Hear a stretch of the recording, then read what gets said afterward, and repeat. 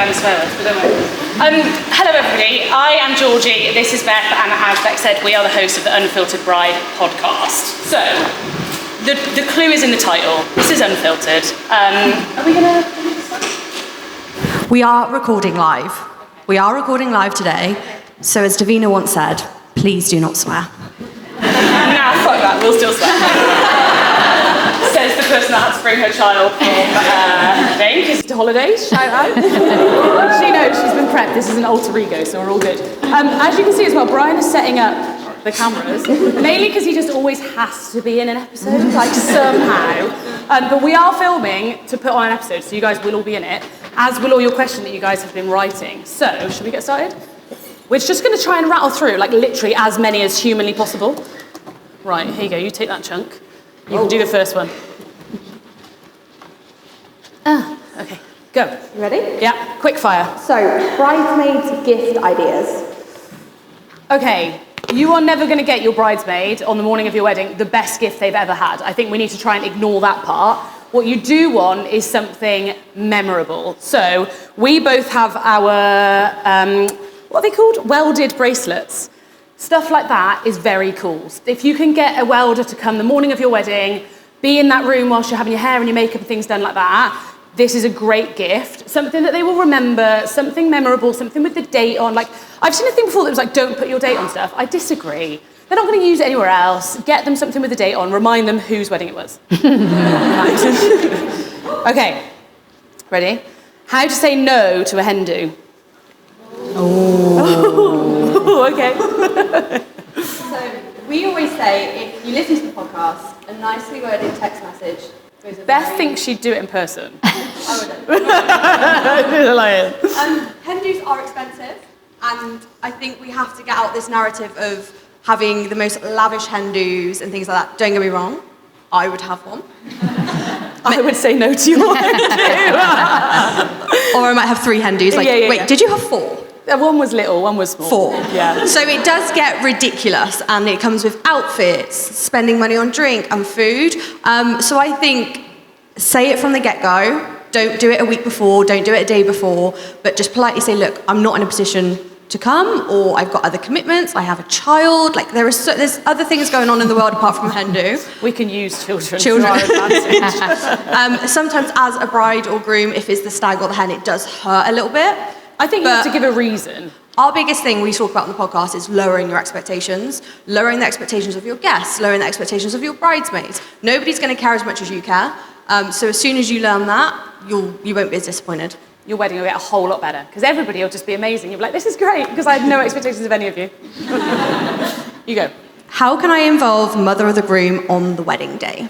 Why has that come to me? Oh, shit. Have you got a good relationship with the mother of the groom? You're married, right? I'm married. Your husband is... Here. Guess who isn't? My mother-in-law. Okay, I can actually answer this. I'm going to get told off for this really badly. So I will be honest and say my mother-in-law was not very interested. However, I am a smart girl. I knew that what I needed to do. Me. Wait till I tell you what I did. So I wanted to make sure that there was nothing that could be said after the wedding that I didn't make the effort. So she had a reserved sign in the ceremony, front row. She had a buttonhole. I think buttonholes for women is a great tip. It's like a £10 gesture. They feel important. They are called corsages for women. Just up here. She also had a mention in the speech. She had a little note with her thing. Like, we did all of these things so that nothing could be said post-wedding that we didn't make the effort. That's her ball now. So we did what we needed to. Did she play ball, Brian? No. Did we play ball, Brian? Yeah. Have you spoke to her since the wedding? Not since the wedding. Okay. Sorry, I just had to stir the pot. Moving swiftly on. Celebrant or registrar? Celebrant. Woo! All day long. I just think you had a celebrant. I was never pro-celebrant. I didn't really see them too much. From our backgrounds, Georgie's a wedding planner, I do the styling and design. So I was like, yeah, they seem cool. You had one. Best decision I made. I was like, whoa, this is insane. It was so personal. You could tell the story. You could put the funny bits in. You can have fun, like they said earlier. So I'd say celebrant all day long. Like, even if you haven't considered it, speak to one, because I promise you it will change your mind. Registrars, I hope there's none in the room. You don't know know who's coming. Like, that's the biggest bit of it. You pay all this money and you spend all this time booking these suppliers and speaking to 5 photographers and getting all these ideas, and then you just trust your ceremony to whoever's coming. Like, we had a bride, they got the name wrong every single time. Oh, boo. But it was to a point that all the guests in the ceremony were like, her name's X or whatever it was, and it was just so embarrassing. And it's the special part, it's the romantic part of the day, I like to say, so it's nice to... However, what I am going to say is probably because there's a chunk of you, bless you, that have registrars in here, and I'm aware of that. And first of all, you can still look at the option of having a celebrant. If you've already booked your registrar, quite often you can use that money and legally get married. Sometimes people do it in the morning. Some people, I've done a wedding where they did the celebrant ceremony. They then went into a room at the venue to do the registrar ceremony. So they did get married on the same day, it can happen, and then joined their guests after. So there are ways of doing it. If you're already committed to your registrar, that's absolutely fine. Readings are the perfect way to add a bit more personality to your wedding. If you're not thinking of having readings, you're wrong. It can be funny, like it can be nice. It's quotes from a film that you like or lyrics from a song. Like literally you can do whatever you want. That's the bit that will kind of give that memorable part to your ceremony if you've opted for a registrar. Please settle our debate. Okay. Does father of the bride, groomsman, have to wear the same suit as the groom? I don't think you don't have to do anything. So that does answer the debate of you do you. But it does look good in the photos when I think the fathers and the groomsmen should match. The groom can be different. That's where I stand on that. Yeah, I love a groom in a different suit, like either a different coloured jacket, different waistcoat, and I also love a switch up in the evening of the groom. So yes, the girls usually have a second dress. There's no reason why you can't have a second jacket. Yeah, don't tell it. All the brides are going, no, you can't. Absolutely not. I hate flowers. Sorry, Beth. In brackets. What else can I have? Candles. Yeah? Candles are your best friend. With a wedding without candles just doesn't hit the same personally. Even in summer, though? Yes. Because I don't like them in summer. Well, that's a you problem, hun. Well, no, I'm the coordinator. I wouldn't like... Okay, picture marquee. We've got all the tapered candles everywhere. The long ones, guys. The long ones. I'm not lighting those for the meal. But I think you can bring colour in with the tapered candles. Yeah, you can... There's so many... Literally, candles are perfect alternative to flowers. Also, just because you don't like flowers doesn't mean that you don't want flowers at your wedding. Like smaller bud vases, you don't have to have these big lavish arrangements. So bring in... You're going to have a bouquet, I assume. Don't assume. I'm assuming. Don't assume. I'm assuming. What else could they have not a bouquet? You don't actually have to have a bouquet. No, but what do you do with your hands? You've got the trick. What's your trick to do with your hands? Oh, the Skittles. But you can't walk down the aisle. So it's not an actual Skittle. You know when you're doing like the bride... No, none of you do. No, don't worry. When you do the bridal bit in the morning, you don't know what to do with your hands. So you just pop your hands... This is my microphone. Pop your hands here and pretend you're playing with a Skittle because it makes you look all elegant. You can't do that walking down the aisle. I think you just walk confidently. Yeah, all right. There you go. You having a bouquet? Yeah. A big one. But again, I don't love flowers, but I work with flowers. What? Yeah. What? There you go. Fun fact. I don't love wedding. No, I'm joking. How do you politely tell people that dropping out last minute will not be tolerated? Flaky in-laws. It's always the in-laws. In-laws? In-laws. I believe you. Thank you. Thank you for letting us know that you won't be coming. We'll send you the bill. But do you do a brief beforehand? Yeah, if you're saying you're coming to my wedding, don't fucking not come to my wedding. Is that not obvious? So basically, you've got to get in touch with Georgie and she'll send you a really nicely worded voice note. I do. Again, we're lowering expectations. You will get dropouts on your wedding. I did not think we'd have any dropouts from our wedding, genuinely, because we didn't have a huge wedding. We knew everybody. Because you're a wedding planner. Because I'm a wedding planner, I know what I'm doing. No, but we had small numbers. We knew every single person. I was like, there's absolutely no way that anybody's dropping out. We still had 2 people that we didn't really want to come, not come. But what was their excuse? Is there a good excuse for dropping out? What was their excuse?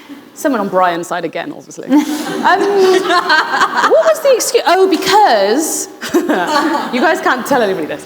It's being recorded. Yeah. Cut this bit out.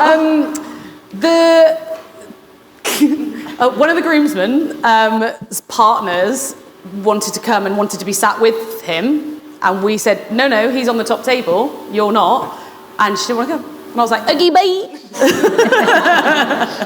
And somebody on the day actually didn't come because they weren't very well. Like that was me. There's always a dropout. That was me. I dropped out. Okay, what free drinks should be provided? What are you expecting? This is a tough one because in an ideal world, I would be like, yeah, I want to do a free bar, but my pockets aren't that deep. No, you just won't go in them. But I think that what should be provided is drinks reception drink, toast drink, Yeah, wine on the table. yeah. That's it. That's it. That's what people expect. We had a client the other day saying she wants to do a free bar, but they want to put X amount behind the bar. Personally, I think putting money behind the bar is one of the most stupidest things you could ever do. I've worked behind a bar. So when there's a free bar, the bar manager will come up to you. Not every bar manager, if anyone's in here.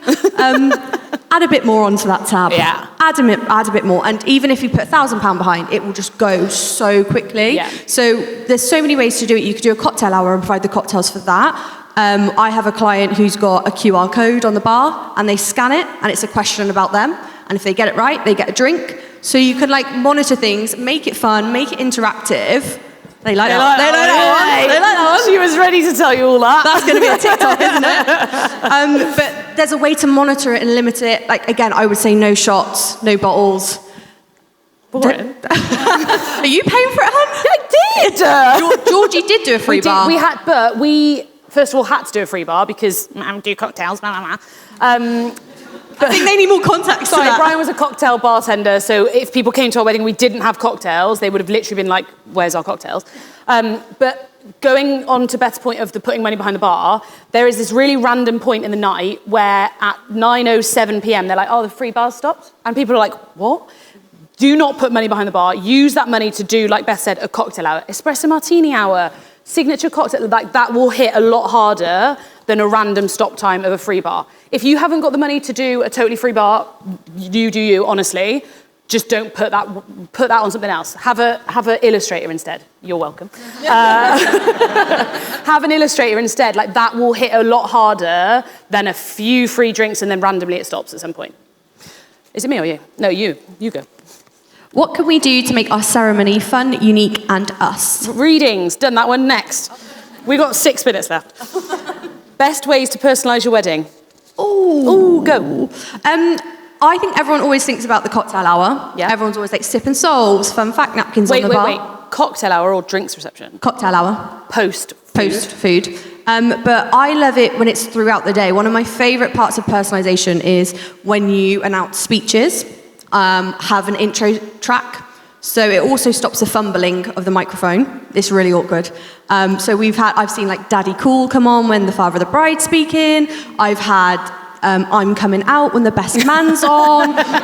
There's so much, and it's those bits that people will be like, oh, do you know what? At every point they've nailed it, not just thought about it in the cocktail hour, which are also great. I love a sip and soul. I love fun fact napkins. Like I said, the barcode and doing questions. Make it fun and interactive because they're the bits that people will remember. People will ignore them if they don't want to do it. It's the same as when Beth cried about those lawn games. If you don't want to play with lawn games, that's fine. Don't play with them. But this is all the personalised bits that you can put throughout the day. Anything that you have to have anyway, you might as well personalise. Table plan, name cards, cocktails, pizza menu. Everything can be renamed as a pun. Yeah, we love pizza boxes. Pizza boxes are really cool. And anything with your dog on. Can you tell I like dogs? Leading nicely on to how to say no to kids at a wedding. Soz. Ooh. No kids. I think it's your rules. Yeah. That's my biggest thing. And you'll have family be like, oh, you can't not invite little Jimmy or little Johnny. But genuinely, it's a pop it on the invite. You've got a really nice saying for it. We love... Go on. We love your children, but we have decided on an adults-only wedding, and we hope you enjoy a night off. That's hey, you're welcome, but I don't want your kids there.